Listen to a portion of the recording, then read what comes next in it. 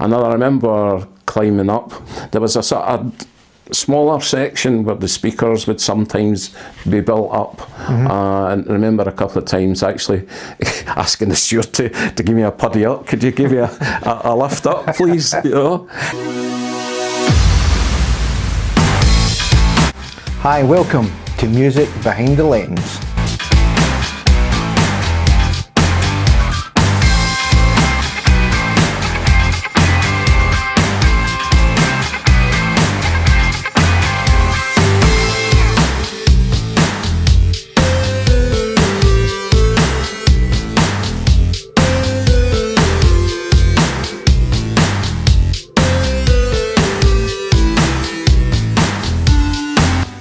I'm your host, Martin Bowen. In this episode I talked to Frank Murphy. Frank is based in Glasgow, and one particular venue was the Glasgow Apollo. What an iconic venue. I was in there once in 1985 to see Frankie Goes to Hollywood, and I can tell you, it was some venue. Very high stage, and the seats, if you stood on them, you wobbled quite a bit. And there was a balcony up the stairs that used to move. And we talk about the gear that Frank has used over the many years that he's been doing for music photography. It was such a joy to talk to him, a fellow house photographer for the academies. So here is the chat with Frank. Thanks Frank, thanks for joining us here at Music Behind the Lens.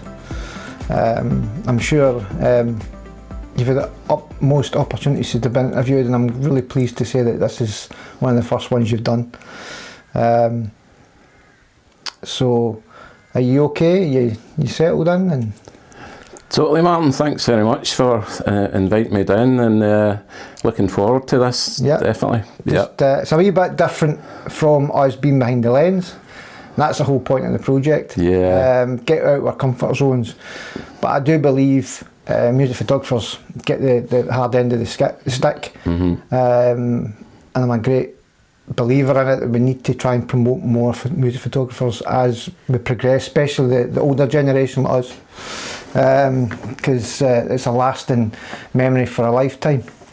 Totally Yeah, agree. so we'll go into the first part of the interview, and it's the beginning. So when did photography become something serious for you? A good question. I think it sort of gradually progressed. I think it was always a great interest to me, photography.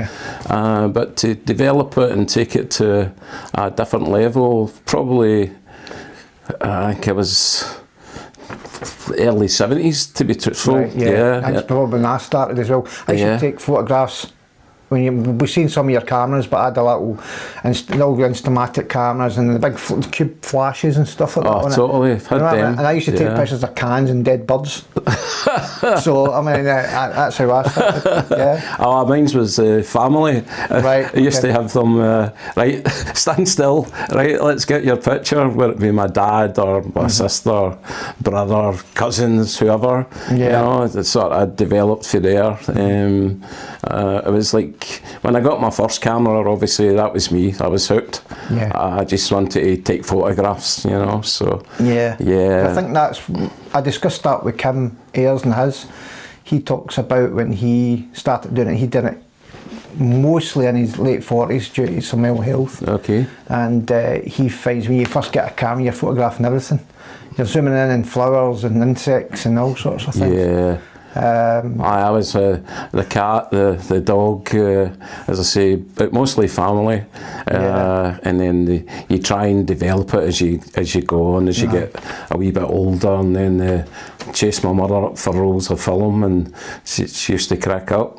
And the film days, I know, because I did, like I say, I showed you the cameras that I had, a Minolta Dynamics 5, and all film cameras, and they used to be the same, but I didn't have a dark room, but I sent all my images away to get, and you sat there and waited, did I get the right images, were they good? I progressed that later when I was a wee bit older and using different cameras. I then got into, made the kitchen Right. a dark room. Right. And used to couldn't wait to get back for gigs to get the red light on, get everything blacked out, and make sure nobody came into the kitchen, you know. So yeah, I mean, we're talking about how you started photography, and obviously you mentioned off camera that you did sports as well. Yes. But what pulled you specifically into music photography? I think it developed. My room used to be full of posters. My room when I was younger. In fact, I used to be sort of music stuff. It was mostly sports as a younger guy. And then my brother was always buying albums and whatever, and I used to think, what's he spending his money on music stuff for? It's a bit iffy, you know. And then as I got older and started getting into music and buying an occasional single or an album, or save up for an album basically. And then I started buying posters. Because it was the sort of thing, sort of early 70s, you'd buy a poster and you'd put it on your wall, and my wall was covered. My mother used to... Was it Any, Me and Record Mirror and all that? You put posters in them? I was going and buying the big rogues. You'd go into a shop, a lot of the music shops had them. I can't remember what they cost, I think 75p or something, you know. They weren't... I used to get them for the films as well, didn't you? You used to get Exactly. And it was then, you know, you'd think, God, I wish I could take a photograph like that. You know, I'd had photos of whether it be T-Rex or David Bowie or... T-Rex, now you're talking. T-Rex.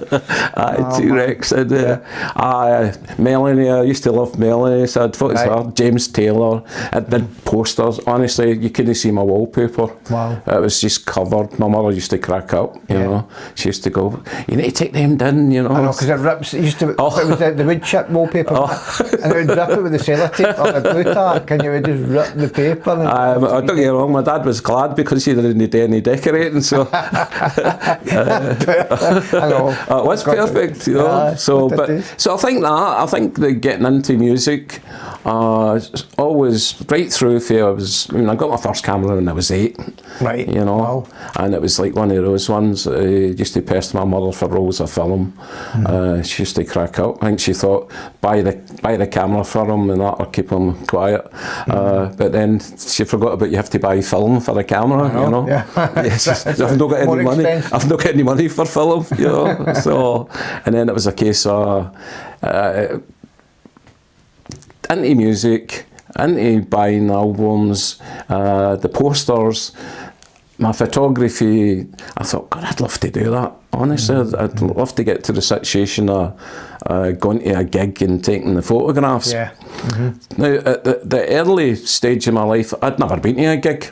Right. You know, I'd never been, until my brother, his mate, my brother's 4 years older than me, my brother Michael, and he was always into music. And he was there when Bob Dylan played at the Odeon, and so I've still got his ticket. I've not told him. I've got it framed. I'm sure he'll be pleased with that anyway. But that's brilliant. I'm a bit like my sisters. I've nicked stuff for theirs back in the day as well. As you do. I never ever nicked any of his music because he was straight into Bob Dylan, you know. And I wasn't a Bob Dylan fan, to be truthful.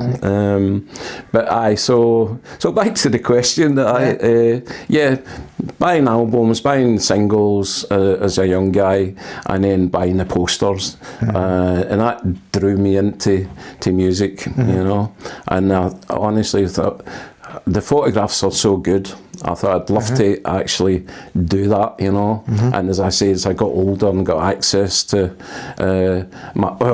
I started to have to try and find out who to contact for a start. I mean, there wasn't any internet and nothing of the kind, you know. It was a case of you had to sort of find people, you know. Yeah, and that became a Did you actually have to go to the venues or offices and like where the actual PRs would be? Promoters? Well, most of them seem to be in London, you know. Right, it was like I'd go to gigs. I mean, I think, back to the first gig, it was the Beach Boys. Oh, wow. My brother took me to the Beach Boys. Right. I was like, aye, because his mate hadn't showed, and he's like, do you want to come with me? You know, so reluctantly I went, you know, and that was the first gig, and before it was the Apollo, it was called the Greens Playhouse. Right, okay. So we went to the Greens Playhouse to see the Beach Boys, and I sat there and I thought, wow, this is wonderful, you know. Just there as I guessed to my brother, I think it was a birthday treat he was getting, you know, and I thought, gee, this is what I'd like to do, you know. I'd like to do a big venue like this and basically progress my photography, you know. Yeah. Did you ever go to is it the Mars Bar? Mars Bar, yes. Down in St Enoch's. That was a great wee place, wasn't it? Aye. Simple Minds. Simple Minds. Yeah, yeah. I was in it once. Well, Johnny and the Self-Abusers. Right. Yeah, that's what they were called before they were Simple Minds. Yeah, that's right. Yeah, and I've got a story to tell you about Simple Minds, so well, that's good. I'll keep that for later. Keep that for later. Yeah, yeah. But yeah, it's great stories, and you just mentioned briefly about the Apollo. I was in there once. I think I told you off camera. I've been there once with Frank Hollywood, and it's that if people remember the old cinema days, the old cinema seats. You used to pull them up and they wobbled and all that. That's what was in there. And I remember a security telling me, "Do not stand on the seats." And there's no option. Everybody stood in the seats. Because, and I'll get you to go on about it, tell me more about this. But at the stage, I think it was. For me, at the time, I was 17, 18, maybe 16, 17, but the stage looked about 20 or 30 feet. It's an Everest of stages. Yes, and you're just looking up and you break your neck, and that's probably why people stood. Yeah. Because you would never see them. No. And it was Frank Hollywood I seen there. Yeah. One of the last bands to play in it. Yeah. They were, that's right. And I remember that gig being advertised. So, because there's a couple of your pictures that we'll be talking about later. You shot them in the Apollo. What could you tell me about the Apollo? The Apollo. Are there any stories about that? Fantastic. The Apollo, it was, I mean, obviously, to me, it was just the place you went, you know. You went to, as you say, there was other venues round about, smaller venues and whatever else. There was some, believe it or not, even then, older churches were used as venues. And then you had other places in Edinburgh or whatever. But the Apollo was the place. It was. You know, I mean, it was like, I think bands either started their tour at the Apollo or they finished their tour at the Apollo. It seemed to be like everybody loved it, you know, whether you were the UK based bands or American bands or whatever. I mean, if you take it, I'm sure if you went through the list, there's hundreds of bands have played there, you know, and everybody always has the good story, the story of obviously the famous balcony that bounces. Yeah, it used to sway. I looked round my back. Somebody told me about it, and that night I did a look, and you could see it moving. It's like I don't know if it was an optical illusion. I would hope it would be, other than a foundational thing. You know? It's just a lot of the younger generation don't really. I don't think they get the feeling. They don't. No, that's why I like to bring it up. Yeah, it's. We could talk about it all day, to be truthful, because it's so many good memories, and I think to loads of people in Glasgow it still holds quite dear, because it's just whether you saw your favourite band or favourite artist, the venue itself was quite dilapidated, you know, before the fans got a hold of it, you know. It goes into the last question of this section. And that's the reason I brought that up, and we're talking about different venues. What do you remember about your first time in the pit? Obviously we'll go that far back. There wasn't a pit, you know. The only pit was where the coal miners were, you know what I mean? So because there was, at the Apollo in particular, there was no pit. Right. You basically went down the front, you positioned yourself wherever you could, and also there was no 3-song rule. Because apparently the 3-song rule didn't come into the 80s. It didn't, no. Yeah. No, that's it. And there's loads of stories about that, where it's Bruce Springsteen, Bob Dylan, Eric Clapton, all had an input in it, and there's all different stories about and a lot of the PR companies and management companies wanted everybody out the pit, out the way. They had to put some control in. Exactly. But no pit, which was good. And also the fact that you could more or less shoot the whole gig. Because, as you say, the Apollo stage was so high. I had the privilege of being on it a few times, and it was crazy, you know. Talked to a few artists before they went on, and they were terrified. Terrified. Go too close to the edge. I did go too close, Down they go. I remember talking to John Oates, Hall & Oates, and he'd come out to one of the side doors and looked and went, "Oh my God," you know. He went, "I'll need to remember no go," and they actually moved his microphone back. Right. Because he was terrified.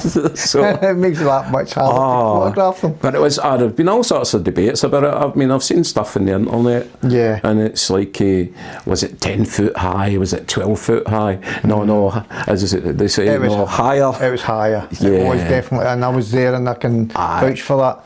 I know there's a Facebook group I'm involved with Apollo, and I'd bought a T-shirt as well. Yeah. I can't find it. I just know where it is. But I think there's a guy. There's a guy I follow who's got a Apollo connection. Jim Greenan. Aye, that's you know Jim? Yeah, I know of the name. I don't know. Yeah. It's just in the group, and there's so many lovely pictures in there. Yeah, of the place, and there was a video about somebody walking around it just before it got demolished. Yes.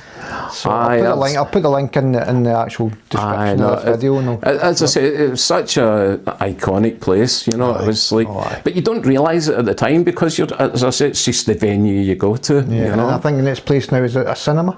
It's Cineworld, which I think is maybe changing. And that might be changing, might get demolished as well, so I don't know. I see only somebody's bought it over, you know.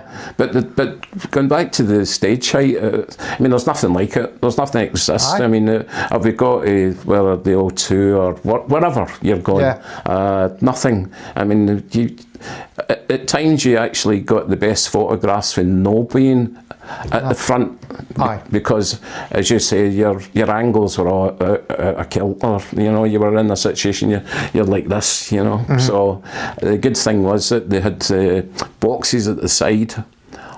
So you could get some good angles for the boxes, and also at the balcony. And then areas sort of higher up, you could then get a better photograph, depending what lenses you were taking with you, you know.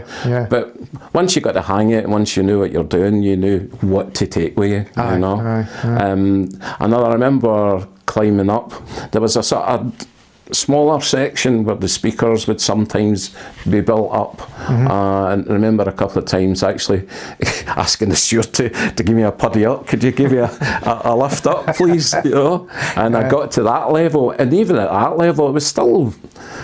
I mean, I'm 5'7", right? So if you take it, I must have been up maybe about 8 foot, and there's still a big bit to go, you know what I mean? But a lot of times, as I say, I prefer to actually shoot from the sides, you know, because you got a better angle, and you got the band or the artist, unless the actual artist was actually sitting at the edge of the stage, or standing or leaning or lying at the end of the stage, then you really could miss a lot, you know.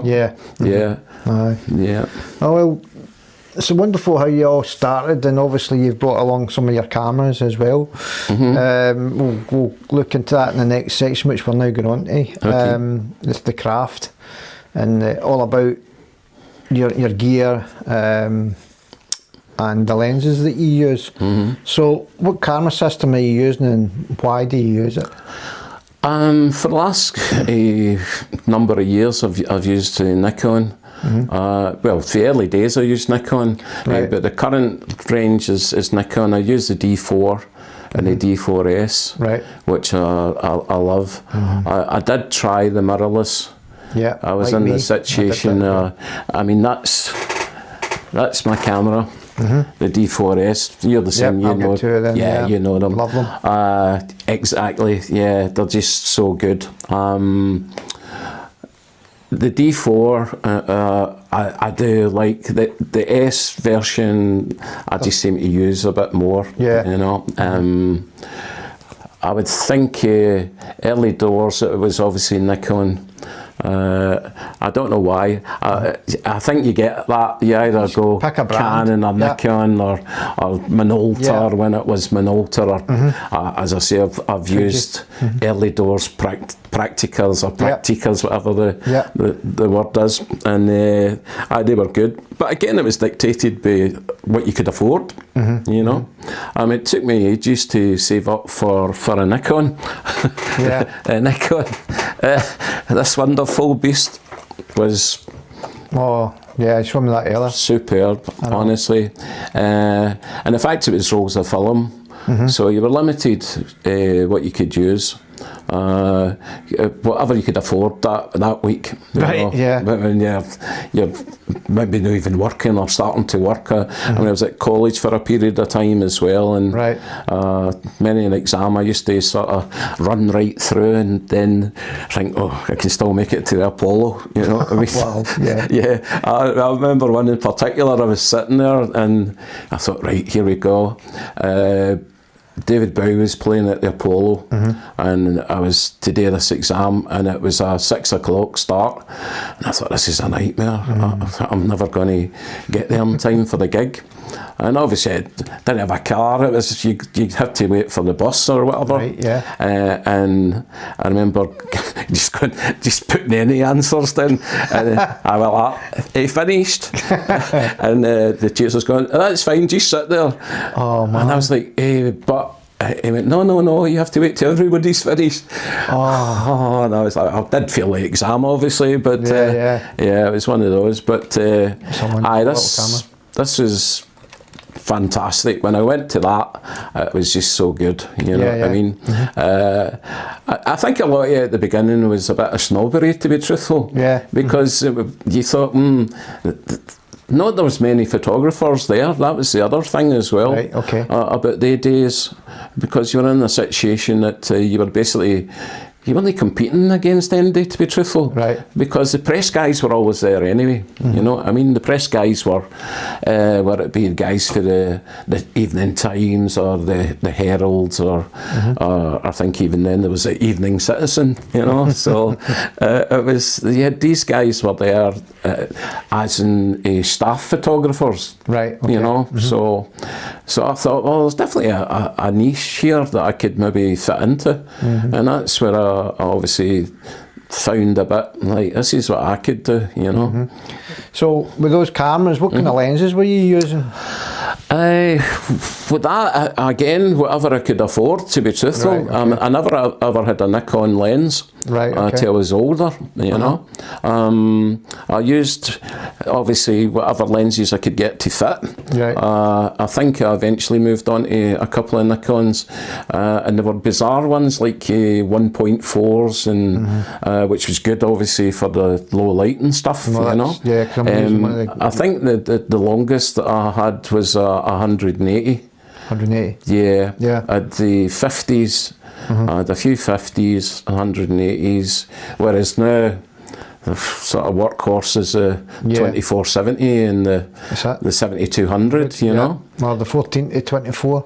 I see. I had a couple of wider ones, which I regret actually moving on. In Westy's interview, we talk about that's what he's known for, his wide shots. Yes. Westy wide shot. Westy's. You like me saying that, but he uses that. He loves that, and to me, he's a master at using that. Because I can't. I've tried. I haven't tried to use a 14. I will say I'm the same. And I did try a fisheye. I've got a fisheye as well. Which I I'm really probably going to sell it because I bought it recently, and I know there's a few photographers out there we know use it quite a lot, and they master it better. Exactly. I just found it just I couldn't get the angles right, and it was looking like everything was elongated, or it was. Or you've got this U shape of the stage. I don't like that. Yeah. I think it's good if the person comes in close. Yes. And you get certain angles with the guitar, but no, it's for me. I don't think I'm not knocking it for music photography, but I don't think a fisheye is really for music photography. That's just an opinion of mine. Of course. But the wider ones, I tend to. I've got a 20 prime lens that I use, 1.8. I use that quite often, but even that's not wide enough at times. You know what I mean? Yeah. But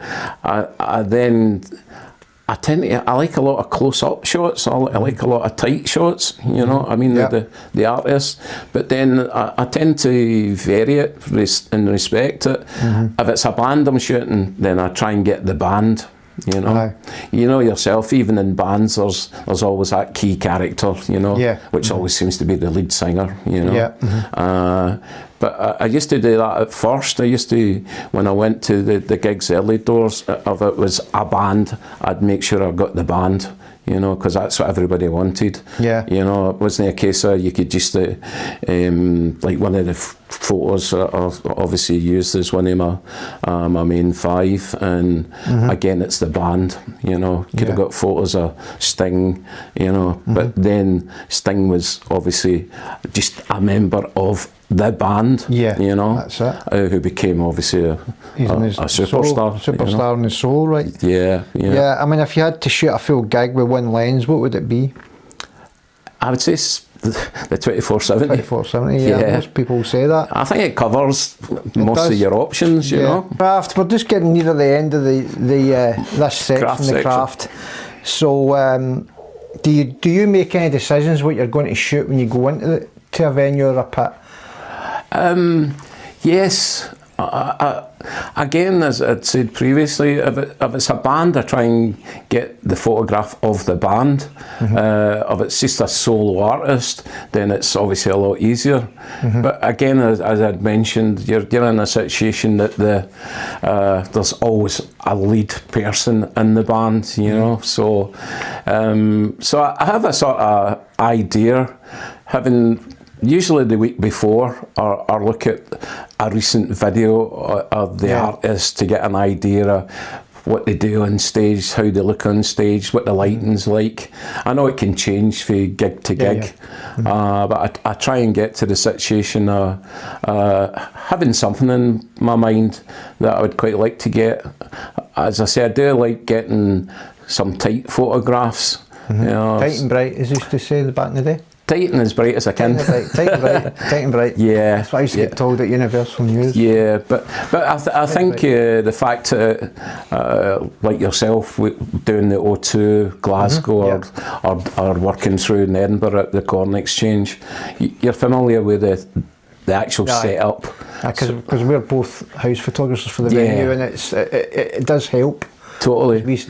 We get to know the area because we're there quite regular. Yeah, and also you've got a bit of a rapport with the stewards, you know, and the guys in charge of the pit, like Callum, obviously, up at the O2 in Glasgow, and that makes a difference as well. It does. Totally does. But we do get treated the same as any other photographer, to be fair. Oh, without doubt. I mean, there's as much as we're house photographers. I don't think there's anything exceptional that we get. No. That you could say it makes you stand out for the others. I mean, if it's 3 songs and out, then it's 3 songs and out. That's it. You know? Yeah.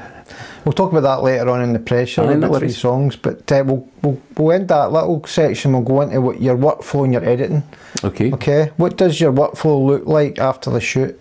And obviously this is going back to when you started. So we can answer that. Well, when it used to be in the black and white days, it was pretty straightforward. Once I finished the gig, depending on how many rolls I'd used, and it wouldn't be a great deal, it wouldn't be a huge amount. I'd always get a 36 exposure. I'd always try and have 2 rolls of film at least, you know. If you knew you were going to try and get something a wee bit different, then they'd maybe take 3 rolls, you know. It's extravagance, you know. So, but when I got home, it was always set up the kitchen, get my trays laid out, get all my fluids and chemicals to the right temperature, because that was always an important. Make it the right temperature. Make sure the cat wasn't in the kitchen for a start. You poison the cat, you know. Don't want to be doing that.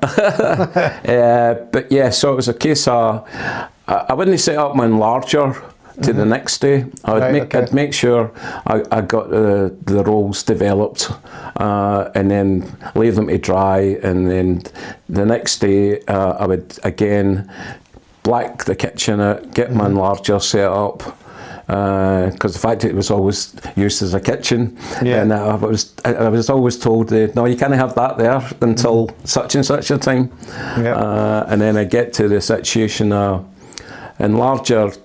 And then my priority was always to have a contact sheet. Right. Because there was 2, other than seeing what you've got, it was always, my main salesperson was my sister. Right, and my sister was at secondary school then. Right. And I used to get the contact sheet to her, and she used to go into the school and take orders. She was my salesperson. So I was any girls from Notre Dame school watching this for that period in time, then that's my photos you've got. 25p for a postcard size. All right. I had prices, The biggest they ever got was 8x10, you know. Right. Yeah, but so obviously, the working with the chemicals, it was important to have the right temperatures. But the contact sheet was my ultimate goal the second night, and then catch up with my sister, and send her off with, we need 25A, we need 10 of that and off. All right. Lovely. Glasgow entrepreneur. That's the thing, and it's good that some people are still. I showed you my development kit that I've purchased, but I'm going to be getting rid of it because I don't think I'm going to be using it, to be honest. The difficult one was with colour. If I was using colour at all, that was a bit of a nightmare, because I wasn't too familiar at the beginning with doing the development of colour film. Right. It was a wee bit more involved and a bit more exact. Yeah. So I think when you moved on to the digital age. Yeah. So how do you edit your pictures within the digital age?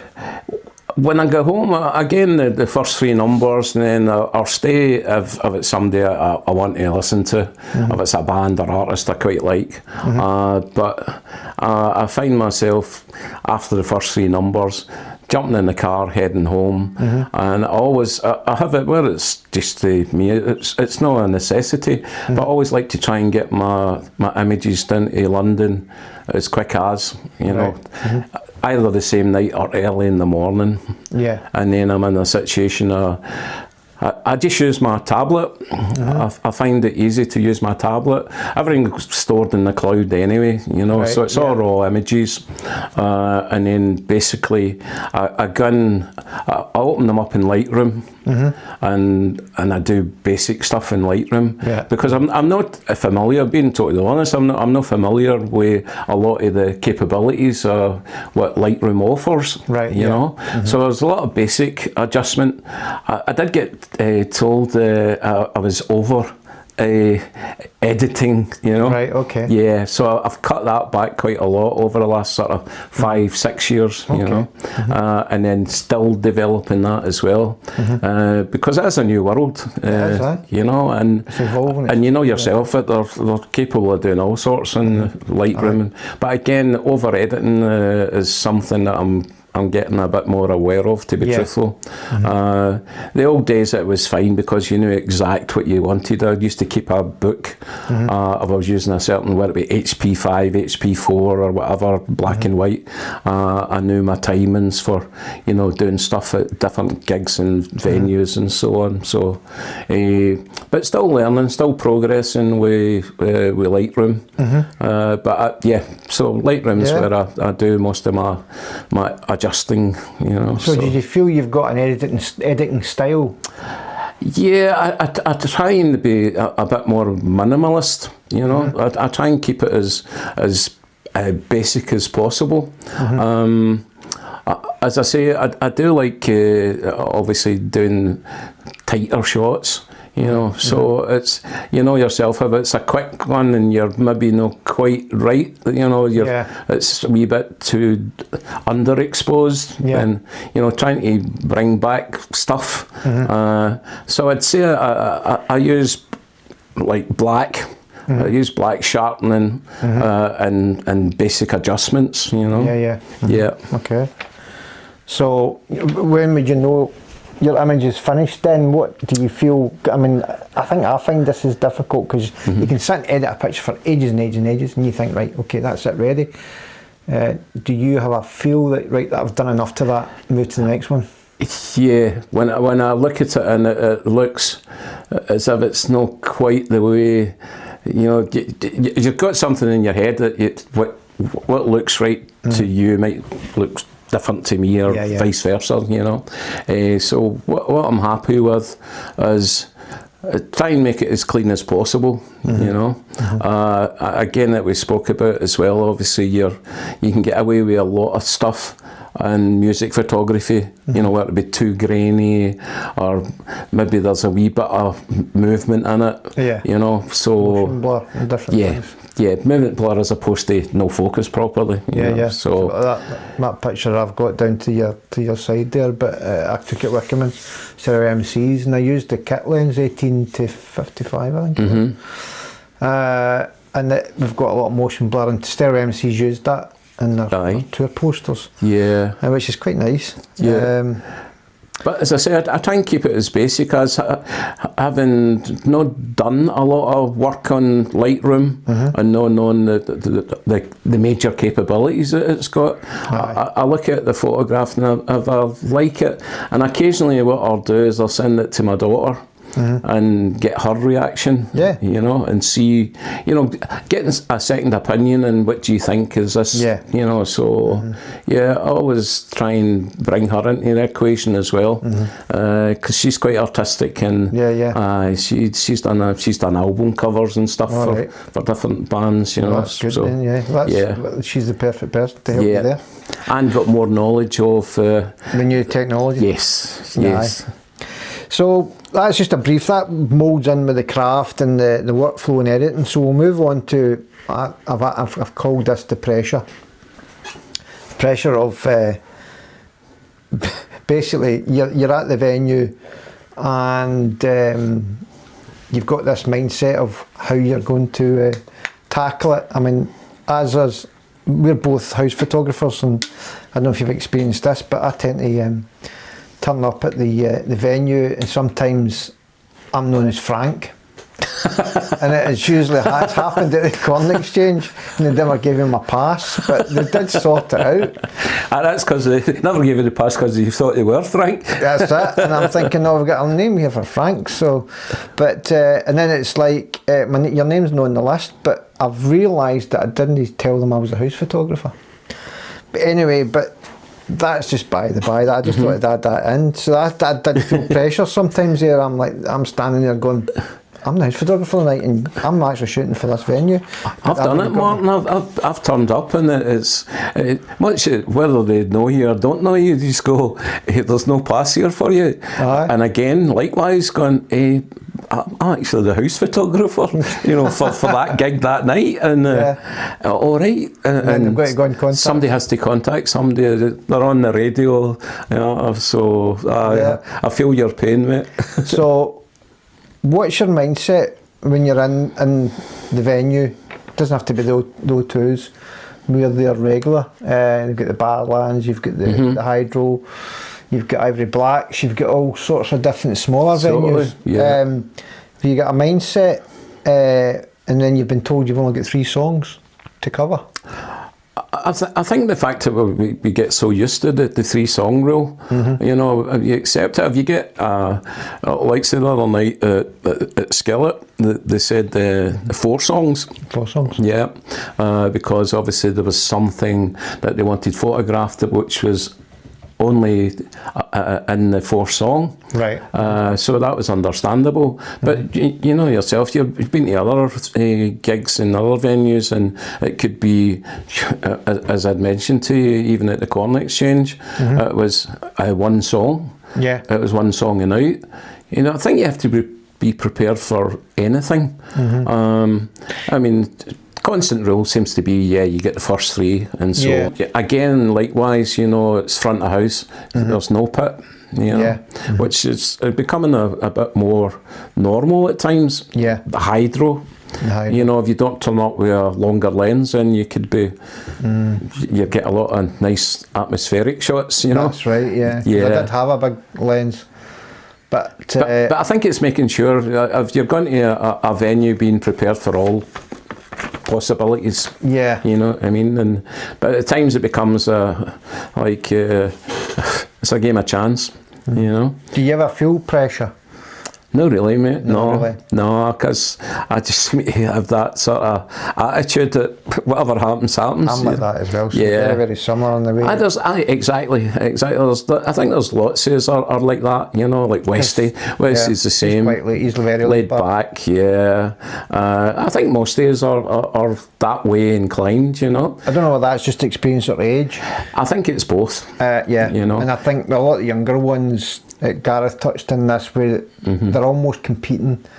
I don't think they mean it in a bad way. I think it's just competing because they want their images to look really cool. And I'm finding that with the editing process, and a lot of them are using these lens adapters, the crystals and all that kind of stuff. And that's really creative. Because I might be controversial when I say this, but I don't see them as photographers. I see them more as creative people. Yeah. Because they're doing a lot more different things. Because for me, music photography is coming back from old school. When you talk about the Apollo and how you started and how you ground up from this level, for me, that's music photography. And being a photographer, it's what you've got in your hand. Yeah. So if you're a creative person, because I don't see myself as a photographer, music photographer, I see myself as a creative, and that's why I'm saying it. Aye. Because I do a lot of different things. But you've also noticed the different shooting methods. Yeah. You know, the different shooting methods. I mean, obviously with you can see everything on the back screen, the back screen, and they can actually touch it to focus. Yes, whereas everything I do is viewfinder. I have seen me. I mean, I do a lot of back button focusing, and then I have raised it up slightly. Raised it up, yeah. But it's probably you've probably raised it up behind the people. Yes. Whereas, yeah. You're right. I think it is just pit etiquette, you know, because I think once you get a feel for the pit, I think a lot of the younger folk that are there, lovely people, good photographers, but as I say, at times you think, no, the rotation, I try as best as I can, you know, not to hog a spot for too long, you know, and I think at times a lot of and some of the older guys as well. 100%. But I think in particular the younger age group, you know yourself, when you're first in a pit, it is a wee bit, when you're not familiar with the setup, and there's obviously, if we're doing a lot of stuff in the same venue, you know, as you say, like Ivory Blacks, if you're doing Ivory Blacks, obviously you know the situation there, you maybe bump into somebody you've photographed with before, and you know, the venue itself, you know. But I think it's getting the familiarity with the venue and feeling comfortable within that venue. And a lot of the younger kids, I mean, they're in a situation, it might be their first night in a bigger venue, and it is difficult, but you always try and pointing them in the right direction, you know. Yeah, So because you were touching on it earlier on in the Apollo days, and you didn't really have any kind of restriction. Possibly safety was the priority there. yeah. But you can imagine. Don't get me wrong, they did at times ask you to move away to the front area, because obviously you've got people who paid good money, they're at the front. I mean, they can hardly see you to begin with, Exactly, you know what I mean? the high stage. Aye, yeah, but... So have you ever missed a shot that you've been thinking about? oh, yeah. Because you mentioned about researching, which I do as well. Yeah. And you know that person's going to jump. Exactly. Or that person's going to throw the guitar, he's going to come up. Because there was one that me and Westy have shared both, and we talk about the reef picture that I've got. He photographed me of a person behind me photographing me. Okay. And the singer, I knew that the reef singer, but certainly with the song, with that song "Place Your Hands." Yeah. And he comes right into the camera, and he's notorious for doing that. Okay. So I was quite happy that I got the shot. Brilliant. But I'm just thinking, is there anything that springs to mind to you? Oh, loads. Again, going way back as well, you know. So I remember getting asked to photograph for a magazine in a news outlet, Jackson Browne. Okay. Right, and it was film. And me thinking, I've got wonderful photographs of Jackson Browne, but what I didn't realise, I was ripping. As I was moving the lever, it was actually ripping the actual carrier. Right. And I remember getting the notification back saying that very artistic, 36 shots in the one frame. Oh man. Right. Wow. Double exposures type thing. Is it like double exposure? Aye. Yeah. Aye. So I've done that, and then again, as you say, you're waiting for that instant where that member of the band does what they always do, you know, and for whatever reason you maybe try to adjust to get a better position, to get a better angle, and you've got the back of somebody's head, you know what I mean? Yeah. So, I mean, the very last question is, I don't know whether it's just how I've put it in, but it's that how do you deal with that mentality? Not getting the shot? Yeah. Is what it is, you know. That's what it is. Because I'm a bit like that. I'm just like, well, it's one of these things. I'll get it next time. Exactly. Yeah. You also you think, make sure the next time that you're actually in the position you want to be, you know. Yeah. But then again, it's, you know yourself. It's like everybody wants that particular position, you know. Yeah. So, but we can all get it, you know. And the one is obviously somebody jumping, you know. Aye. As you say, the wonderful thing would have been like when the Who when Pete Townsend used to throw his guitar. Oh, you know. yeah. They're iconic photographs. The Strummer image that it's iconic on the album, The Clash. The Clash, when he's smashing the guitar, and that's a great. I mean, it's not and I can't remember who it was that took that again, because I remember seeing an interview about it. I'll need to look it up, and I'll add it to the description. But there's a bit where they mention about it's not technically a really good shot, but it's a capture of a moment in time. Because I was going through some images last night, and there were some of the ones that I recently took a Youngblood, and I've got one there that for me it's not technically sharp or anything, but it's something about it that I looked at it, and I haven't shared it, but there's a couple of shots there I think, wow, that's a moment that I've captured. Yeah, so that takes us into your 5 images. The stories behind the frames. This is your 5 images. I've got you to select 5 images out of all those images that you've photographed over the years. It's been pretty hard. Yeah. So you selected 5. What's your first 5 image? Out of your 5, what's your first one? I think my 5 images are basically all have a meaning of some form. Right, okay. Again, technically maybe not the best, or but they definitely have something. And my first one is Kelly Jones. Right, okay. Stereophonics. A beautiful light on that one, by the way. It's his face. That's what I liked about it as well, because obviously doing the first 3 songs, he's very photogenic anyway.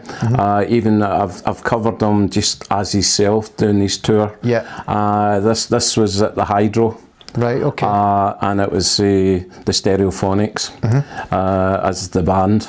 But Kelly Jones, I've always had a liking, loved their music, Right. and photographed them quite a number of I've not times. photographed him. You know what? No, Yeah.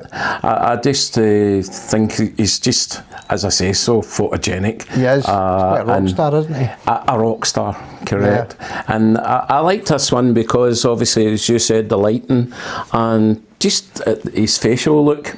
Yeah. So I was quite pleased with that one. And as I say, the band as a band were just superb, you know. Yeah. So that means a lot to me, that one, and respect it. As I say, he's just somebody I've always admired. And as I say, the songs are excellent. You know? Yeah. So that's my first one. I believe that was on my 7200. Right. It was quite far back on the stage. It is cropped, as I say, but it still looked good to me. And as I say, the lighting. There was a lot of changes in the lighting, but that one, as I say, Quite moody lighting. Yeah. So that was, as I say, that was one of my favourites. It's very difficult to pick the 5, but that one in particular I really liked. Yeah, that's a good picture and I like it. Like I said, the first thing it stood out for me, especially when I printed it out for you, it was just the light on his face. There's a lovely tone to it as well. Skin tone's important for me, so no, as I say, it was one of the ones when I was going through my images, and I thought I want to include something, Kelly Jones, and I thought, I went through, looked at a few, there was a few others for the same night, and I thought, but that was my final choice, that one. Brilliant, like it. Yeah. So moving on to your second choice, what have we got? My second one, as a young artist, Tommy Smith. A lot of energy, and that was at the Barrowlands. That was the Barrowlands. I think he was supporting Callum Beattie. Right, okay. If I remember right.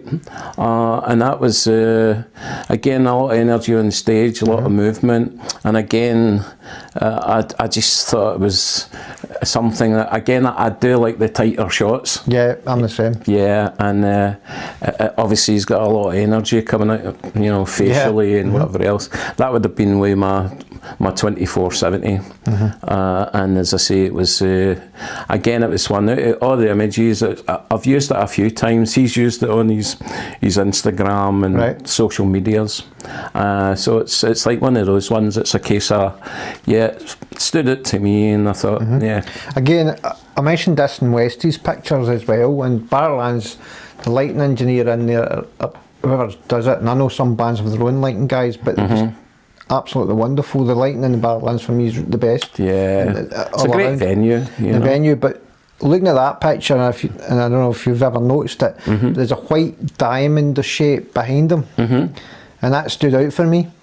So as we talked about in Kim Ayers, talked about if you get the backlight, it's always really, really good. And then sometimes in Barrowlands or any inner pit, when you get an artist facing down so close to you, it almost creates a lot of shadow and a lot of darkness within their face. And you've actually got the light, and you can see his face, you can see his eyes. And even the hair texture. And I think when I look at some of his recent stuff, he does have this, well, not having much hair myself, you look at it and you think, he's always got this nice shape to his hair, and so, and a good artist. I mean, obviously I would probably say he's just beyond up and coming. Just beyond it. He's just beyond to that next level.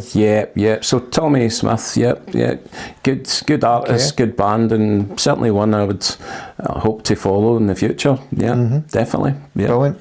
So that's my second one. Third. My third one is one that we all love.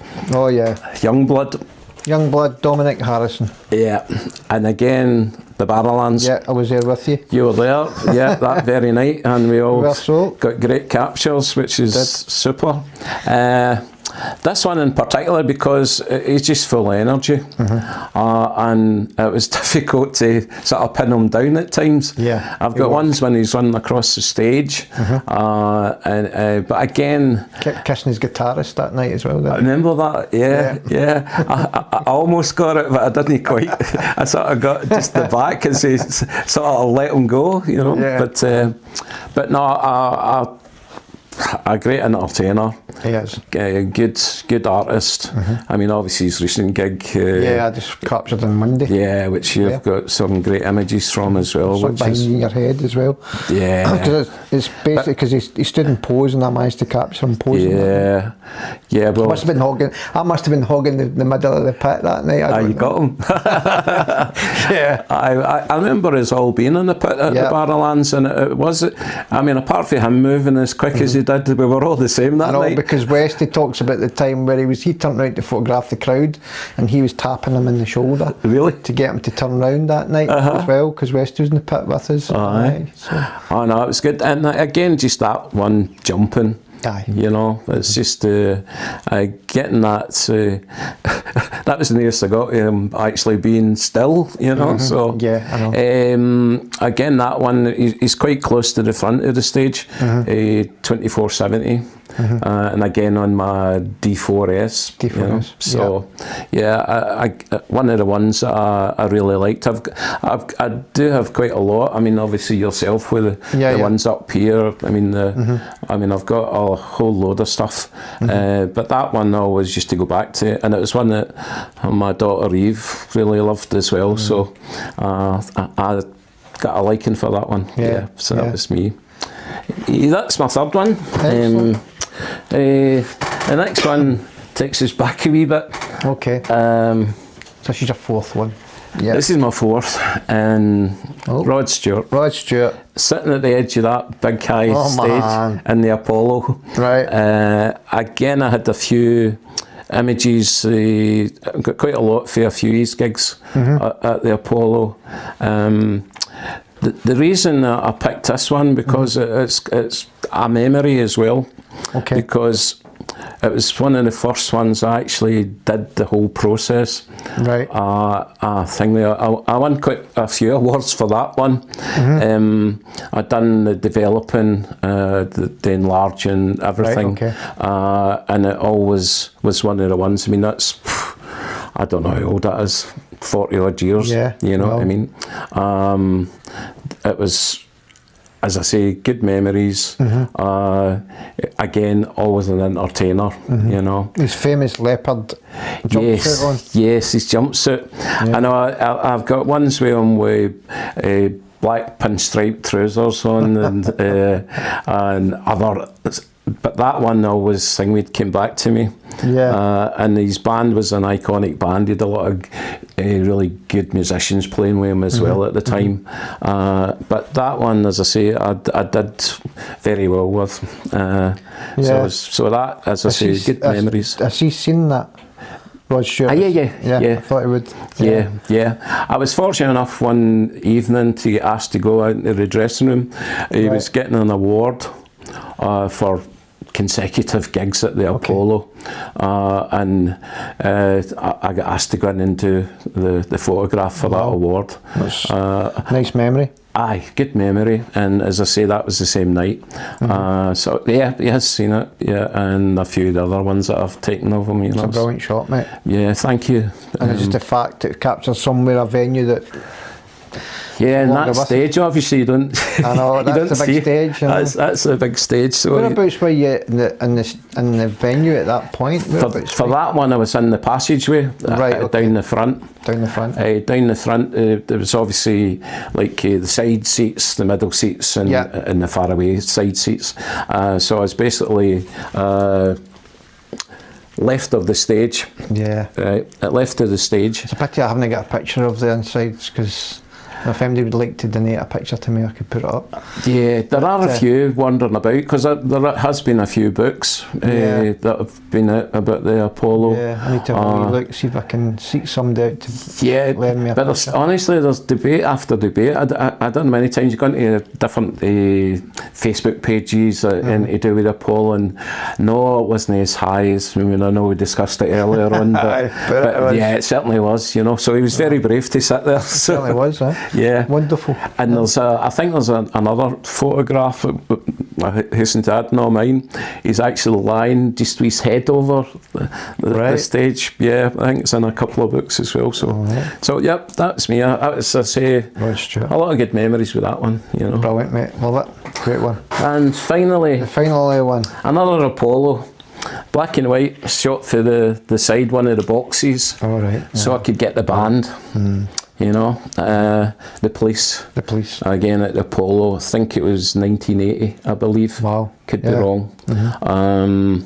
I should have actually looked at it. I believe it was November 1980. Right, okay. And I stood with Sting's then girlfriend, and she was a lovely person. I think they eventually split up, but such is life. Yeah, that's it, yeah. But yeah, that one again, that was one straight into the kitchen, developed the actual film, done my contact sheet, looked at a few of them, and the first print I done of this was obviously 40 odd years ago. Right. Still got the original print.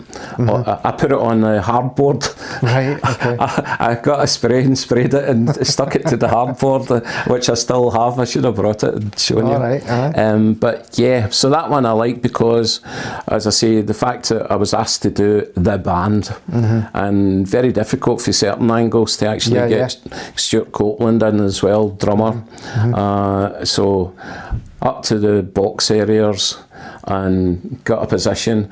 I think if I remember right, from stage to like end of, there was 3 boxes, which you could obviously buy tickets for. I think they had some strange name, like Divan or something. Right, okay. Yeah. So I remember asking a guy to move out of the way, if you don't mind, so I can try and get. So I was happy with that one. It's always one I've liked personally. Yeah. And when it came to the 5, that was my first choice, the Rod Stewart one. But I liked it, and the fact that I used to like, again, it might have been HP 4 or 5 I used for that one. Okay. Ilford, which gave you nice blacks, so I liked that one. No, it's you can see the curvature of the stage there on that point as well. Yeah. I know it's because it's dark, you're not going to see the size of the drop. You don't see the drop, unfortunately. No. And that one, so I could get Stewart Copeland in, I basically couldn't get anything else. I couldn't get the front of the crowd or anything because I would then have missed him with the lens I was using. And it was basically make sure you get the band, because that was the remit, and that's what I did. You can see as well back in the days about lighting as well. You see lighting nowadays and use LEDs and stuff like that. Yeah. But look at the lighting in that, and the rigs and just everything's all.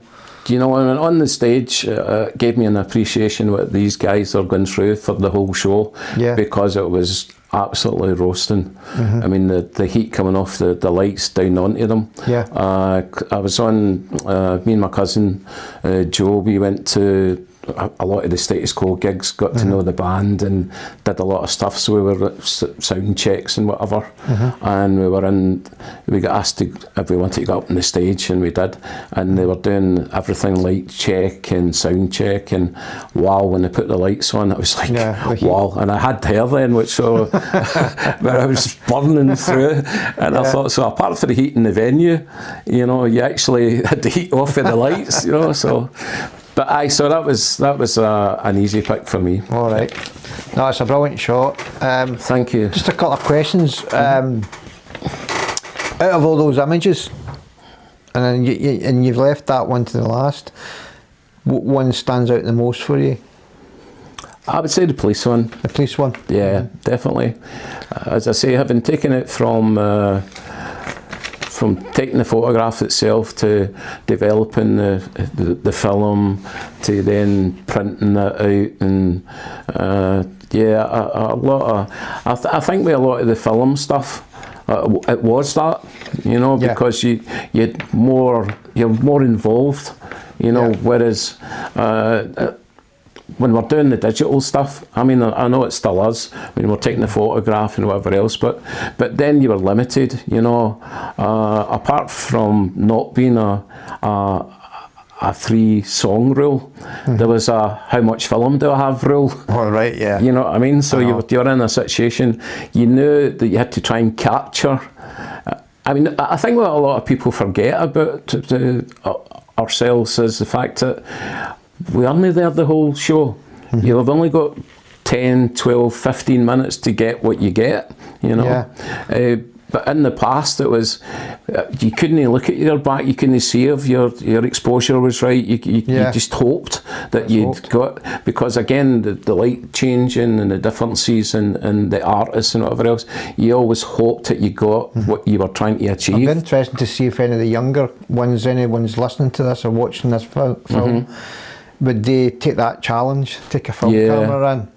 There's a young guy, Elliot Harrison, I think he's called, who does a lot of film stuff. And Gareth was mentioning somebody that does it, and that's what he does, and he really enjoys it. Well, I know Elliot does a lot, and I like his stuff because he's always inventive as well. You know, even his printing, he'll print on like film cartridges, you know, the actual cardboard, you know, so he uses a lot of different, but again, he's there in the pit, he doesn't use digital at all.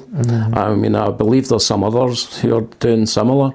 So it's really good, like, because I know there's a lot of photographers only have got into it because of the technology has got better.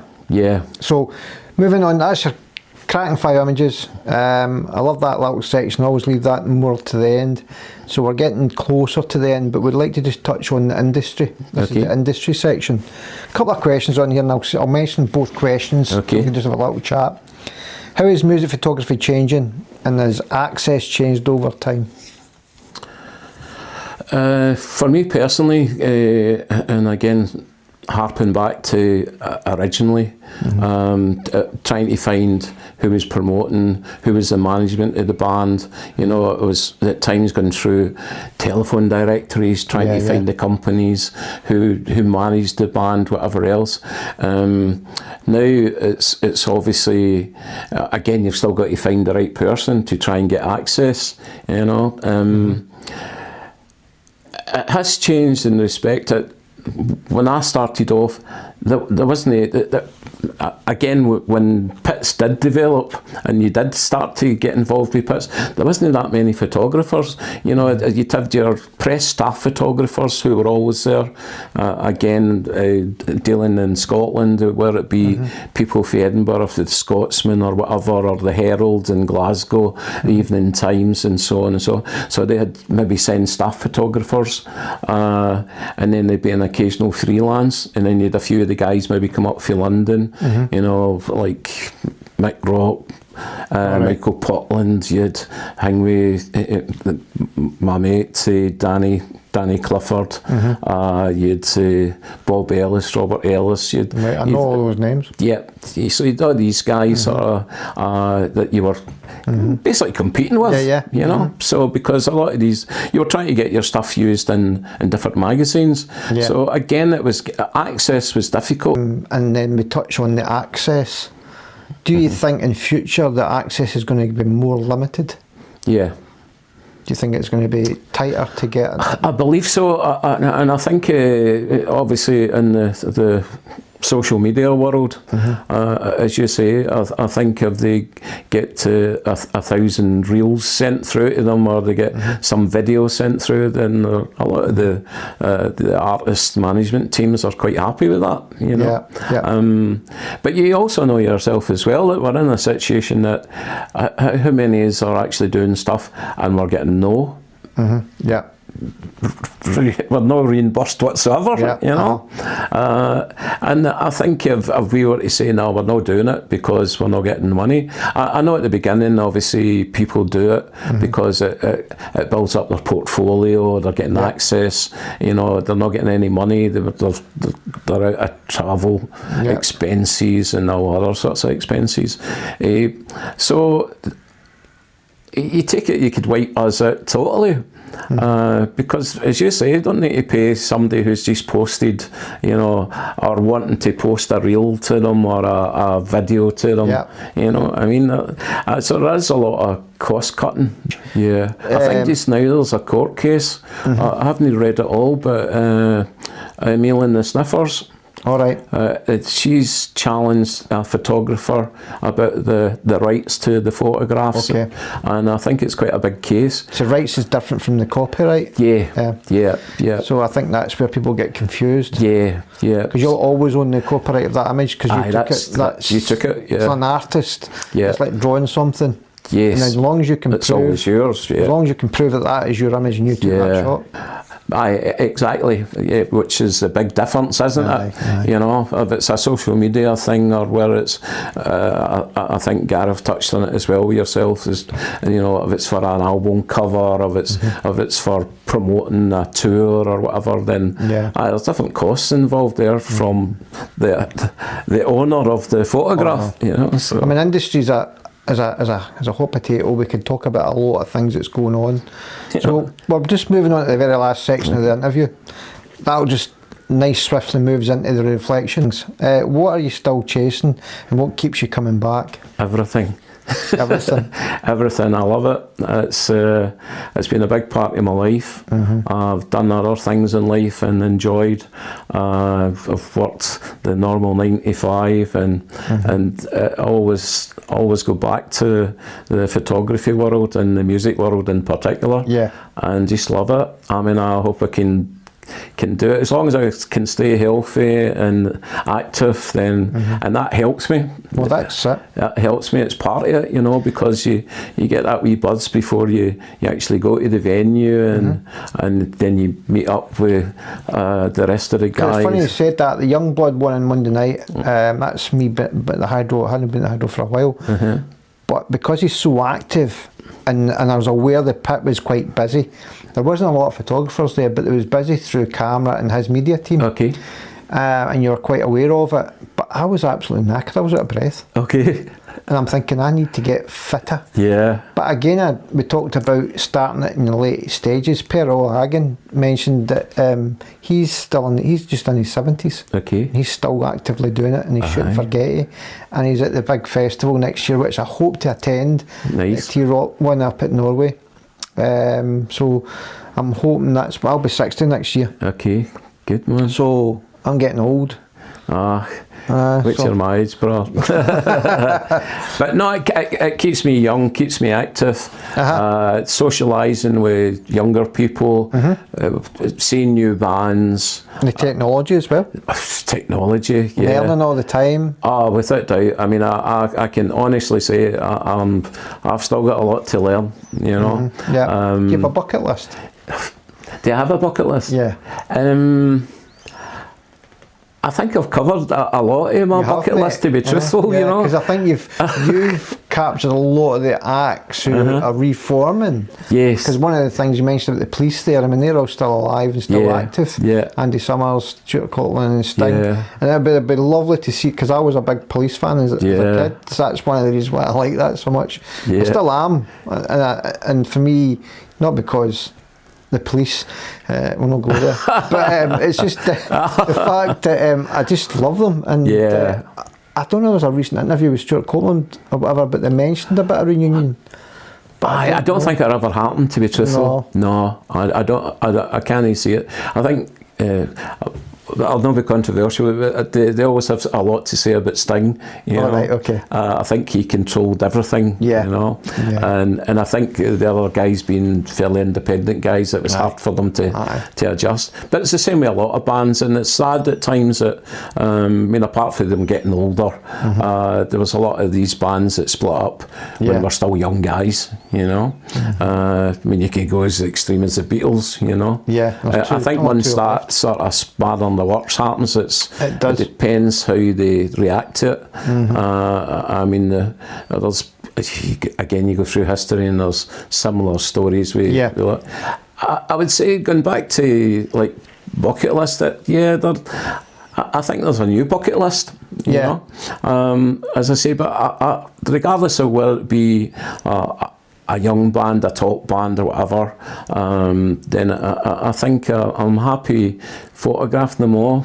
But I think you're always looking for that image that you go, aye, that's the one, you know, and I've still not done that. Well, that's the way I look at it. Yeah. Still, so that really goes what you keep. That's why you keep turning up. Yeah. And that's the thing.